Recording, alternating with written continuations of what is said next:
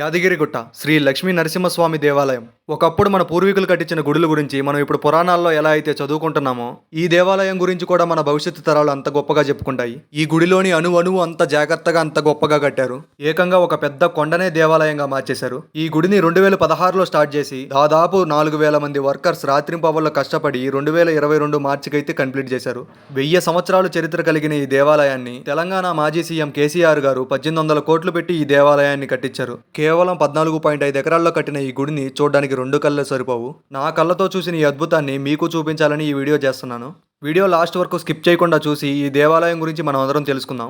ఈ వీడియోలో మీకు గుడి మొత్తం చూపిస్తూ అలాగే ఈ గుడి గురించి నాకు తెలిసిన ఇన్ఫర్మేషన్ మీతో అయితే షేర్ చేసుకుంటాను. ఇలాంటి అద్భుతమైన కట్టడం గురించి మన భవిష్యత్తు తరాలు తెలుసుకోవాలి. వీడియో ఫుల్ గా చూసి నచ్చితే లైక్ చేయండి. మీ యొక్క లైక్ ఈ వీడియోని ఎంతో మందికి చేరేస్తుంది. హైదరాబాద్ నుంచి ఈ గుడికి 60 కిలోమీటర్ల దూరం ఉంటుంది. రావాలనుకుంటే పబ్లిక్ ట్రాన్స్పోర్ట్ అయినా రావచ్చు, లేకపోతే మనం ఓన్ వెహికల్ తో అయినా రావచ్చు. దేంట్లో వచ్చినా ఎగ్జాక్ట్ గా మనం గుడి మెట్ల దగ్గర అయితే దిగుతాము. మన ఓన్ ట్రాన్స్పోర్ట్ లో వస్తే మాత్రం పార్కింగ్ గుడి బ్యాక్ సైడ్ ఉంటుంది. అక్కడ ఎవరిని అడిగినా చెప్తారు ఎటువైపు వెళ్ళాలని. మేమైతే ఓన్ వెహికల్ లో వెళ్ళాము. పార్కింగ్ నుంచి కొంచెం ముందుకెళ్ళగానే అక్కడ ఫ్రీ బస్సెస్ వస్తాయి.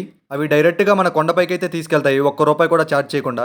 మన సెల్ ఫోన్స్ అండ్ లగేజ్ అయితే లోపలికి అలవ్ లేదు. బస్ దిగాక ఎదురుగా చూడగానే మనకి లగేజ్ అండ్ ఫోన్స్ పెట్టుకునే కౌంటర్స్ అయితే కనబడతాయి. మన ఫోన్స్ అండ్ లగేజ్ అక్కడ డిపాజిట్ చేశాక ఒక స్లిప్ ఇస్తారు. అది తీసుకొని మన పక్కనే ఉన్న దర్శనం క్యూలోకి అయితే వెళ్ళిపోవాలి. మనం క్యూలో వెళ్తున్నప్పుడు పైకి ఒక్కొక్క ఫ్లోర్ ఎక్కుతూ వెళ్తాం.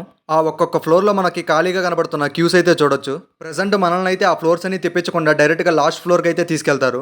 ఆ ఫ్లోర్స్ అన్ని ఎందుకు కట్టించారు, అలా ఎందుకు ఖాళీగా ఉన్నాయంటే ఇప్పుడైతే ఒక రోజుకి 15,000 మంది నుంచి 20,000 మంది భక్తులు అయితే దర్శనం చేసుకుంటున్నారు. ఒకవేళ ఫ్యూచర్ లో భక్తుల రద్దీ పెరిగితే దేవుడి దర్శనానికి ఆటంకం కలగకుండా అందరికీ దర్శనం అయ్యేలా ఆ క్యూస్ అయితే నిర్మించారు. మనం క్యూలో వెళ్తున్నప్పుడు అదంతా అక్కడ చూడొచ్చు. ఇంత గొప్ప ప్రణాళికతో దీన్ని కట్టించడానికి ఫేమస్ మూవీ ఆర్ట్ డైరెక్టర్ ఆనంద సాయి గారితో ఈ గుడి ప్లానింగ్ అంతా వేపించారట. ఈ గుడి గురించి తెలుసుకుంటున్నప్పుడే నాకు ఈయన గురించి కూడా తెలిసింది. ఆంధ్రప్రదేశ్ డిప్యూటీ సీఎం పవన్ కళ్యాణ్ గారికి ఈయనైతే బాగా సన్నిహితులు. ఆయన ఇన్స్టాగ్రామ్ పేజ్ కూడా నేను చూశాను. అందులో చాలా ఫొటోస్ ఉన్నాయి. ఈయన వైఫే మన 90s మిడిల్ క్లాస్ లో హీరో వాళ్ళ అమ్మ క్యారెక్టర్ కూడా చేసింది. ఏ మాటగా ఆ మాట గుడి యొక్క ఆర్కిటెక్చర్ చూస్తూ ఉంటే మాత్రం అలా చూస్తూ ఉండాలనిపిస్తానే ఉంటది. 4 దిక్కులకు ప్రతీకలుగా 4 ఎత్తైన గోపురాలు, మధ్యలో గర్భగుడికి అందమైన బంగారు గోపురం, వచ్చిన భక్తులు సౌకర్యంగా దర్శనం చేసుకోవడానికి ఒక మంచి క్యూ సిస్టమ్, పైకి వచ్చిన కార్లు పార్కింగ్ చేసుకోవడానికి పార్కింగ్ సిస్టమ్. ఇలా కొండపై ఉన్న కొంత స్థలంలోనే ఈ గుడిని అయితే చాలా అందంగా తీర్చిదిద్దారు. మనకి లోపలికి ఫోన్స్ ఎలా లేవు కాబట్టి బయట వరకే చూపించగలుగుతున్నాను. కానీ లోపల నా కళ్ళతో చూసిన అద్భుతాన్ని మీ కళ్ళకు కట్టినట్లు చెప్తా. క్యూలో వచ్చి మనం తూర్పు ద్వారం ద్వారా లోపలికైతే ఎంటర్ అవుతాం. లోపలికి వెళ్ళగానే మనకి ఎంతో అద్భుతంగా శిల్పాలతో కూడిన గోడలు అయితే కనిపిస్తాయి. అక్కడ మీరు విష్ణుమూర్తి నరసింహ అవతారం ఎలా ఎత్తారని పూర్తిగా చూడొచ్చు. అలా కొంచెం చూసుకుంటూ వెళ్ళగానే మనం ముందు మెయిన్ గర్భగుడిలోకి అయితే ఎంటర్ అవుతాం. లోపల ఉన్న ఆ నిర్మాణాన్ని చూస్తే ఏకంగా స్వర్గంలో ఉన్న దైవ సన్నిధిలో ఉన్నట్టే ఫీలింగ్ వస్తుంది. గర్భగుడిలో నరసింహస్వామి ఒక బండరాయి కింద అయితే కొలువై ఉంటాడు. ఆ బండరాయిని ఏమాత్రం కదిలించకుండా అలాగే ఉంచి ఆ గుడి మొత్తాన్ని అయితే నిర్మించారు. మనం దర్శనానికి దేవుడి ముందుకు వెళ్ళినప్పుడు అక్కడ క్లియర్ గా చూడొచ్చు. అలా తూర్పు ద్వారం నుంచి వచ్చి దర్శనం చేసుకున్న మనం దక్షిణ ద్వారం నుంచి అయితే బయటకు వస్తాం. ఏం అదృష్టమో కానీ దర్శనం చేసుకొని బయటికి రాగానే వర్షం అయితే స్టార్ట్ అయింది. ఆ వర్షంలో గుడిని చుట్టుపక్కల ఉన్న ఆ కొండల్ని చూస్తా ఉంటే చాలా బాగా అనిపించింది. మీరు కూడా చూడొచ్చు. ఆ మబ్బుల్ని చీల్చుకొని వచ్చే సూర్యకిరణాలు ఆ పచ్చని కొండలపైన పడతా ఉంటే ఎంత అందంగా ఉందో. ఇక్కడ కనిపిస్తున్న ఈ గోపురమే పడమటి గోపురం. దీని తర్వాత చూపించేది దక్షిణ గోపురం. మనం ఆ గోపురంలో నుంచే బయటకు వస్తాం. మీరు కూడా చూడండి ఎంత అందంగా చెక్కి నిర్మించారో. ఈ గుడిని కట్టడానికి 1 కాదు 2 కాదు దాదాపు 2,50,000 టన్నుల బ్లాక్ గ్రానైట్, దీన్నే తెలుగులో కృష్ణశిల అని కూడా అంటారు. ఈ బ్లాక్ గ్రానైట్ ని ఆంధ్రప్రదేశ్ గుంటూరు డిస్టిక్ గురజాపాలెం నుంచి అయితే తీసుకొచ్చారు. ఈ బ్లాక్ గ్రానైట్ ని వాడి అయోధ్యలోని రాముడు టెంపుల్ కూడా కట్టారంట.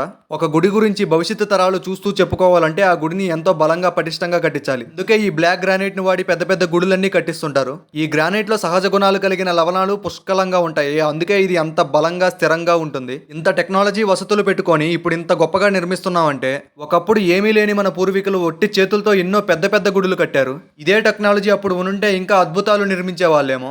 అసలు ఒట్టి చేతులతో అంత పెద్ద గుడులు, శాస్త్రవేత్తలు కూడా ఇప్పటికీ అందని ఎన్నో రహస్యాలు. ఇలా చెప్పుకుంటూ పోతే ఈ వీడియో సరిపోదు. అప్పట్లో వాళ్ళు అంత బలంగా స్థిరంగా నిర్మించారు కాబట్టే ఇప్పటికి కూడా మనం వాటిని చూడగలుగుతున్నాం, వాటి గురించి చెప్పుకోగలుగుతున్నాం.